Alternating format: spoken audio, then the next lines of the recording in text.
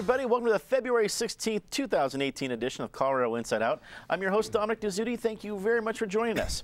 Let's get a quick take on the Director of Denver's Housing and Opportunities for People Everywhere office resigning this week. Eric Sullivan was in the position for a little more than a year, and the city is now looking for a chief housing officer to step in. Patty Calhoun from Westward, there's more to this story than we can get into. You had a great piece in Westward about this.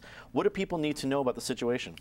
Well, it could be the curse of Westward, because we ran a cover story on Eric Sullivan and the plan he was working on to help with housing issues, 5-year plan. It's coming up before council next week, but it's already been watered down by people who are complaining.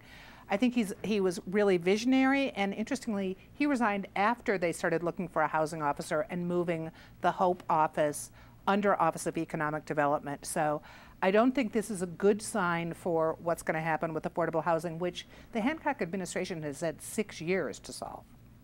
David Kopel from the Independence Institute and DU Law School. Affordable housing has been a perennial topic around this table for a while, especially as we've seen Denver grow. Is this not a good sign coming out of the city government, seeing this guy here for just over a year? It seems to be something of a pattern in the Hancock administration and the Hickenlooper administration before, of having these big press conferences, and we're going to have this huge thing like Hickenlooper was actually going to eliminate homelessness in Denver. You know, Mayor Hancock says we're not going to have any traffic deaths in Denver, and so these goals that are impossible, really, but with all this fanfare that comes in, and then as the process goes on, you don't seem to get very far. Patty knows more of the inside story on this one, but I think it's another case of the administration having a vision but not having the capability to advance towards it. Eric Sonneman, political analyst. Sullivan was hailed over a year ago as this new guy from Philadelphia. Is going to be really innovative. And I would imagine if someone's going to come in and be really innovative, that's going to be able to take some risks and given, I guess for lack of a better term, a long leash to do a lot of different things. Maybe that didn't work out so well this last year. Yeah, I don't know if this is a consequence of sort of some infighting and bruised egos and bruised bureaucratic positions at City Hall. I don't know if it's more of a consequence of Michael Hancock starting to look, and to Patty's point, it's really closer to 7 than 6 years for Hancock, because re-election is now coming up in 15 months. And I think as Michael Hancock surveys the scene of where he is vulnerable, this issue, not just specifically housing, but more broadly defined gentrification and everything that goes with it, is probably, maybe along with traffic growth, congestion, his soft spot. And I think they're trying to figure out how to get a grip on that in advance of a re-election campaign. Justine Sandoval, political activist, joins us, rounds out the panel. Tackling housing and gentrification, the issues that Eric just brought up, is a tough job in Denver. It's a tough job anywhere, but specifically right now. There's a lot of heat around it. Do you think that may have contributed to the decision? Oh, absolutely. Being involved in a lot of the movements in the city around gentrification, a lot of groups have sprung up, and little neighborhood groups, larger groups have come together, and everybody wants to talk about this. And right now, we have had a lot of unsuccessful years with poor planning, laughable amounts of affordable housing showing up in the market. And I think that people are looking for someone to blame. And right now the mayor is the person that people are really going after. And so that is not a pleasurable job, I would think, to have right now in the city of Denver, especially with the climate going on around gentrification and housing. We have a really, really severe problem right now with affordable housing. And we keep having this discussion from, one end where, you have to be really, really poor, like under $17,000 for a 2-person household to afford any of this new housing. And make over $50,000 to afford anything in Denver. Right now, we need to be talking about and focusing on people in the middle and how we solve that. And I just think that this job was just a big job.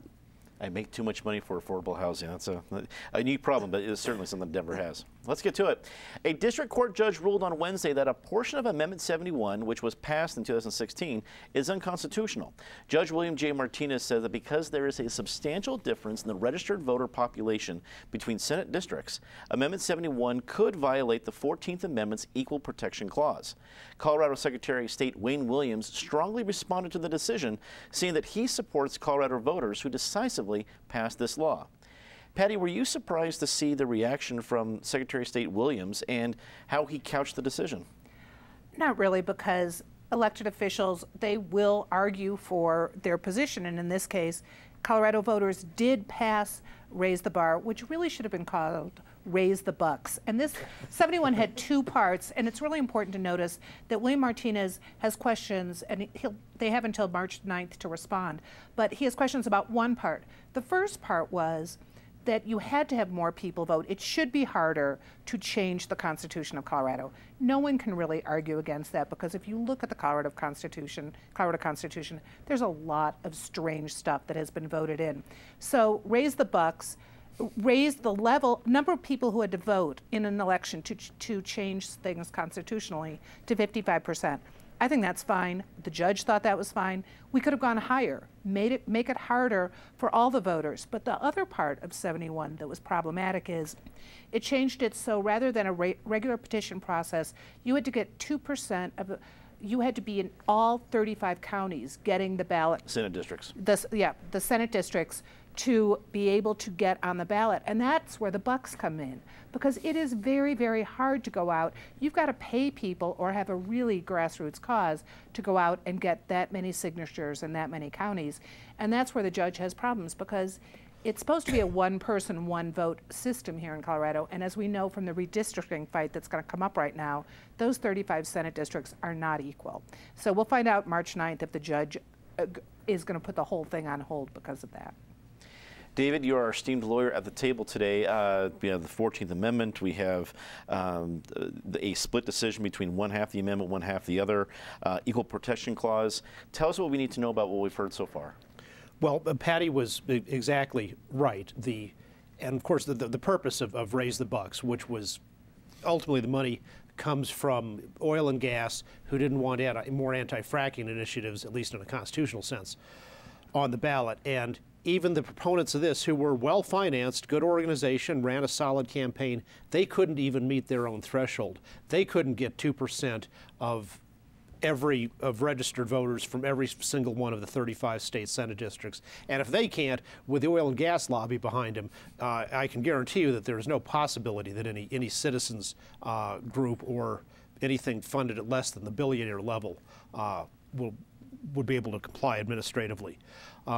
The judge's ruling comes out of a line of Supreme Court cases starting in the 1960s, as Patty said, based on the one man, one vote principle, which they said is part of the Equal Protection Clause in the 14th Amendment.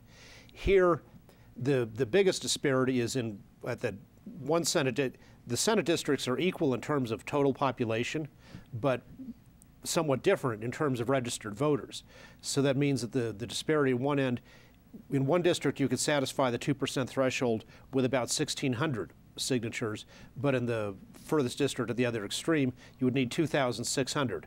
And the judge said that 60% variance violates one man, one vote. It's vote dilution that people are victimized by.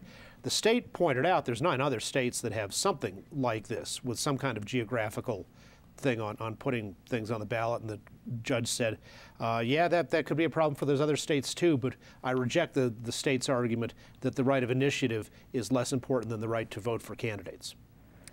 Eric, Dan Haley, a friend of this table, back when he worked for the Denver Post. Now he runs COGA, the Oil and Gas Association. If you're him, are you worried that a major amendment that the whole lobby spent a lot of money to pass is possibly going to get gutted? Sure, I'm worried.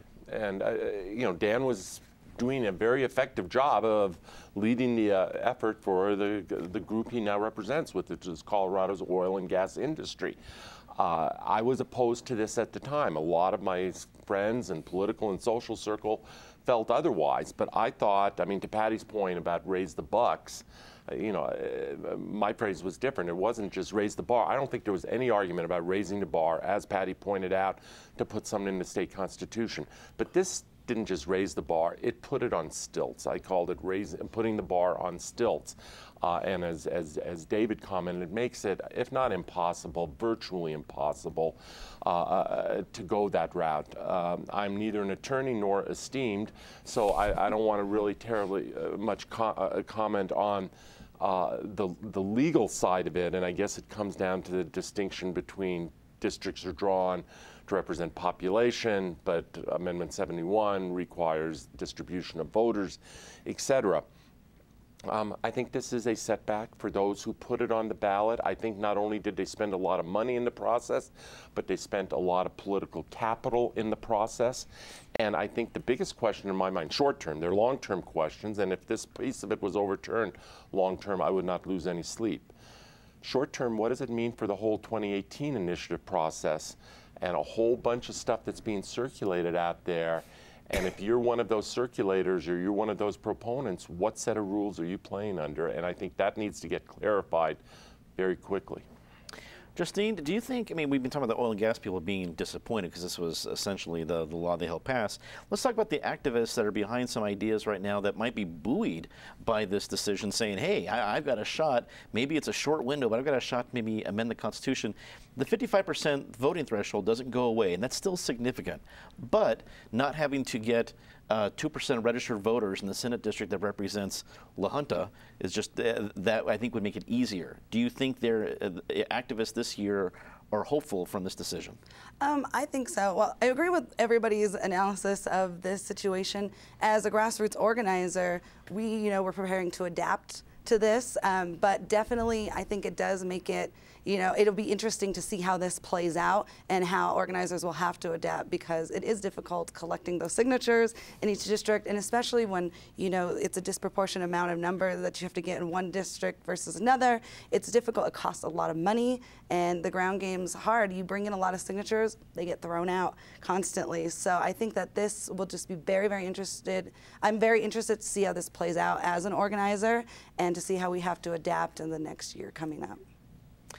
Republican U.S. Senator Cory Gardner announced this week that he plans to release a freeze he had placed on certain U.S. Department of Justice nominees. Gardner cited that he received assurances by Justice Department officials related to its handling of federal drug policy. David, what kind of assurances do you think Gardner received in order to pull back this freeze that got so many headlines a few weeks ago? I think, the way he describes it, and that's the only side we know of these conversations, is very strong assurances. When you're having these kind of showdowns in politics or in diplomacy, sometimes you don't always get the result that your adversary says, oh, I was wrong on everything, thank you for coercing me into changing my mind. And so he wasn't going to get Jeff Sessions to say, oh, oops, I goofed, sorry, you win, Senator Gardner.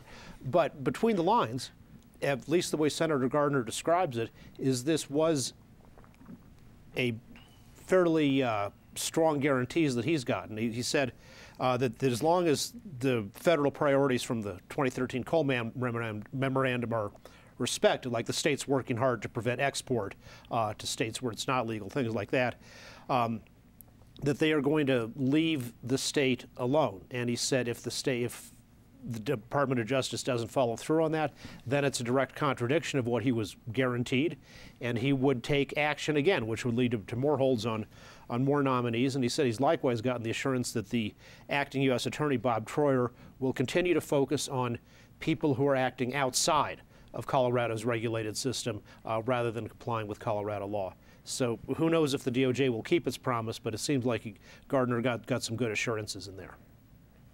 Eric, as you look at it, I usually have these questions that are very optimistic or very cynical. Did Gardner win a political game of chicken, or did he cave after the grandstanding headlines went away? I don't know. I don't know that any of us know. I think time will tell. David is somewhat correct in that, Jeff Sessions isn't going to just throw in the towel or wave the white flag of surrender. That's not how the game is played. But I don't know what prohibited Cory Gardner from being a little more explicit than he was in terms of talking about the nature of what he got in return.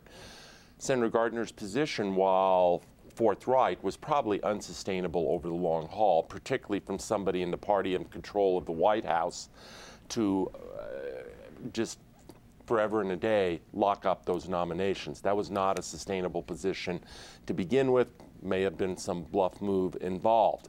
So at some point there was going to have to be some give anyway in Cory Gardner's position.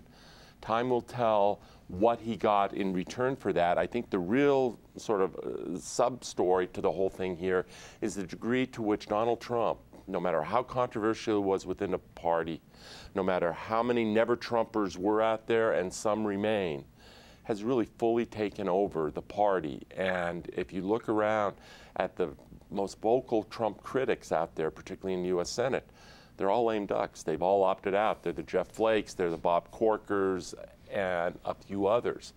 And Cory Gardner's trying to walk that line of not being a complete Trump disciple, but still being a team player. And I think there was pressure on him here to get a little more aboard the team.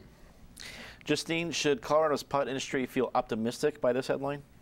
No, and it's interesting because this would, I wonder what changed Cory Gardner's mind so quickly on this position, but it also puts him in a vulnerable position here in Colorado. He's already not very popular amongst liberals in the state, but a lot of people in the pot industry, it's huge, and this is going to change his popularity in the state. Wondering if he is going to protect marijuana laws here in Colorado, which, whether we like it or not, is very much part of the economy now. It's here to stay. So I think that this is an interesting move, and it'll be interesting to see how it plays out amongst voters in Colorado and his popularity here. Patty, what do you think? The freeze, as he puts it, was a short one, but was it effective?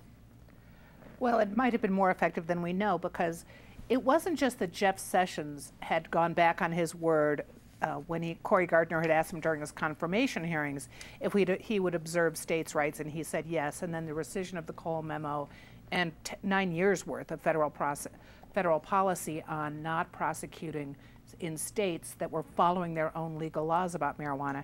So Sessions not only went back on what he had said, but he also went back on what Trump had said during his campaign. And Trump said in his campaign that he would observe states' rights, and we haven't really heard anything from him to the contrary. So it's not, the word might have come to Cory Gardner not just from Justice. Attorney General Cynthia Kaufman announced this week a reversal of her decision to get on the primary ballot by petition, saying she will go through the caucus system next month. Kaufman, one of a large slate of GOP gubernatorial candidates, is one of the few to decide to go through the caucus system. Eric, and my math could be wrong on this one, but it looks like her competition is going to be at the convention: Lou Gator, Stephen Barlock, and Greg Lopez. And with as much respect as I possibly can to give to those candidates, I'm a political junkie. I'm not sure I could pick them out of a crowd. So does she have a pretty good shot against this group, if indeed this is who she's up against at the convention? Yeah, I mean, this is completely a function of Tom Tancredo getting out of the race. Tancredo was going to go through the caucus and assembly process. Cynthia Kaufman was worried that wasn't going to leave enough of the pie for her to be assured of a 30% vote at the state assembly and get a place on the ballot. Cynthia Kaufman strikes me as this interesting, almost anachronism. On paper, she looks like such a solid and formidable candidate. And then in reality, the parts don't quite all come together.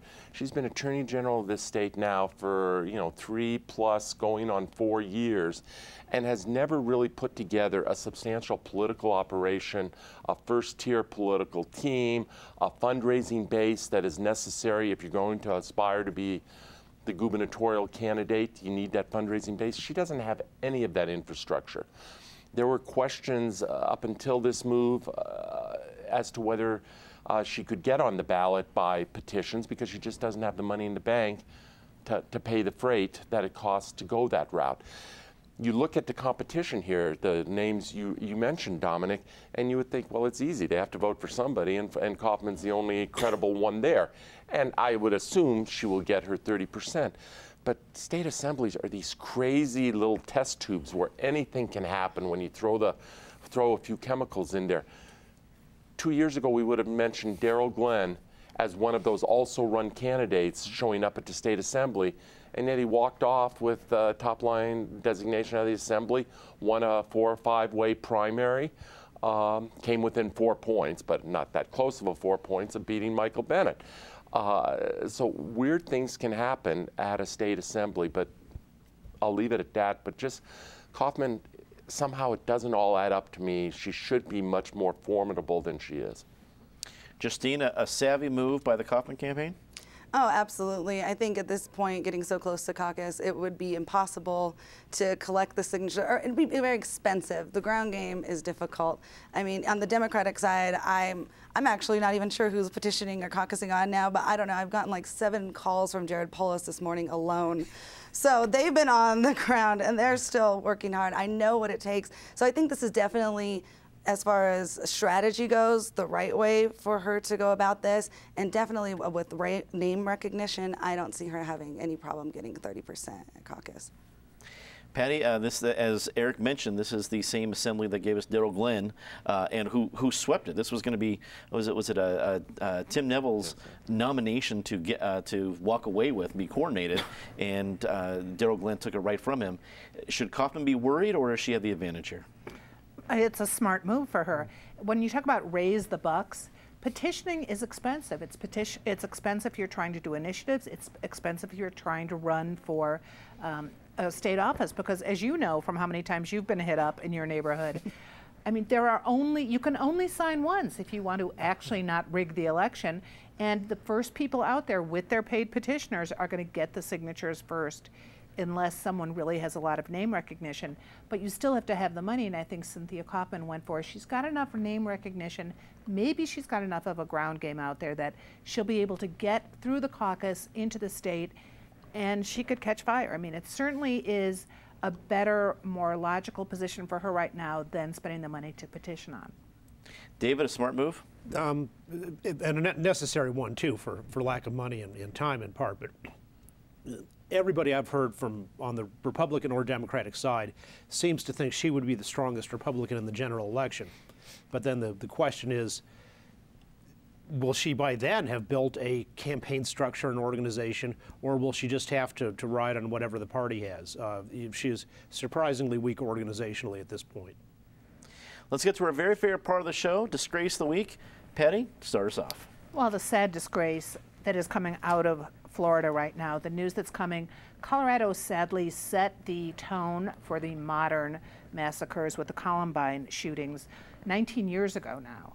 And it doesn't look like our conversation about this has gotten any more effective or efficient. Of course, the man who did this is mentally ill. I mean, how could you not be? But a mentally ill person with a slingshot is not going to kill 17 people, and that's going to be part of the ongoing discussion that this country has to have. You have to talk about guns, you have to talk about mental illness, you need to talk about both. David. The head of the Longmont Housing Authority resigned. He was the guy who was behind illegal warrantless searches of the apartments of the people living in the housing authority, and then was seen in a video mocking the media award he'd gotten for bad conduct. So I think that's a positive change in Longmont. Eric. Oh, as usual, there's so many possibilities this week, but I'll mention the president's budget that he proposed, which is probably dead on arrival anyway, and the president's budgets tend not to mean that much. But I think all of us can remember a day not that long ago when Republicans at least went through the pretense or gave lip service to the notion of balanced budgets and talked about the ills of deficit spending. And yet here we have a Republican president proposing a budget that doesn't even get to balance within 10 years. And you really have two parties, both of whom have thrown in the towel here. I mean, my critique today is of Donald Trump and his budget, but both parties have thrown in the towel on this particular issue. I had lunch with a very good friend yesterday, and we talked about politics, and we said, if you are truly a fiscal conservative, whether you're social liberal or not, but if you're a fiscal conservative and you don't like the idea of trillions of dollars of deficit, who can you vote for? And we were both befuddled. So very well said. Justine. This week will be the Denver City Council, minus Paul Lopez, who actually voted against it, but for the new zoning overlay in Rhino, while I agree that we do need more density in the city as we continue to grow, I just really have a problem with them not consulting all of the community besides the Rhino Neighborhood Association on these issues, and I think that they should have not voted on this until there was more time and more input from all of the community. Time to say something nice about somebody. Patty. Last week, I'm sorry to say, I mocked the Aurora Girl Scout troop that had pushed for the Prudy Pants driving while smoking ban. I thought there'd be hell to pay. So far, okay. So this week, I'm going to say something nice about all those Girl Scouts out there selling cookies. My brother's bar that has stocked them, carrying on a 40-year-old tradition, which is great. But also the Girl Scouts in Centennial, Colorado, who have gone to the Holly Creek Retirement Home, where if you buy a box of cookies, they will train you on your iPhone. Wow, see, that's a nice trade. Train seniors on their iPhone. It's a great deal. I will double down on that. There is a Girl Scout in my neighborhood in Highlands Ranch that was out there in the snowstorm last weekend. That's a dedicated Girl Scout. I hope she sold a lot of cookies. David. At the University of Colorado Law School, the Federalist Society invited Jason Riley, a writer for the Wall Street Journal, to give a speech. And some law students didn't like his point of view, so they did a silent protest in attendance by dressing in a particular way. And afterwards, Riley thanked the University of Colorado and the critical students because they were able to have a respectful discussion instead of the mobs and the riots and the things that characterize places like UCal Berkeley. So good for CU for free speech. Eric. Civility on a college campus, there's absolutely no room for that. I'm shocked here. Some of the best words of springtime. You know, springtime is coming. Pitchers and catchers report. That happened a couple days ago. The rest of the lineup shows up for spring training on Monday. Baseball season is on the way. Hope springs eternal. Justine. On a more serious note, I think just to all of the children across the United States who have been victims of gun violence, you know, and the fact that we adults have failed to do better, to do the right thing, to pass laws to keep our children safer. I'm just thinking about them right now, and especially in these days and times. That is all the time we have for this edition of Colorado Inside Out. As always, thanks for tuning in. Be sure to take CIO wherever you go. We're on Facebook, Twitter, YouTube, you name it.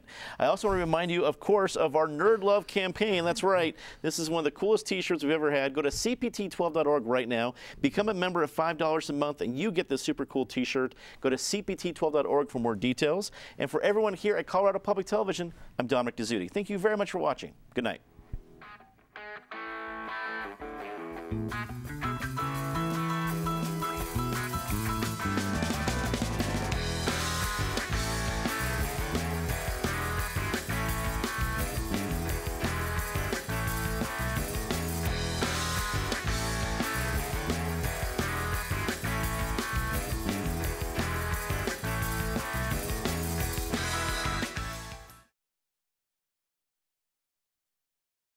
Yeah.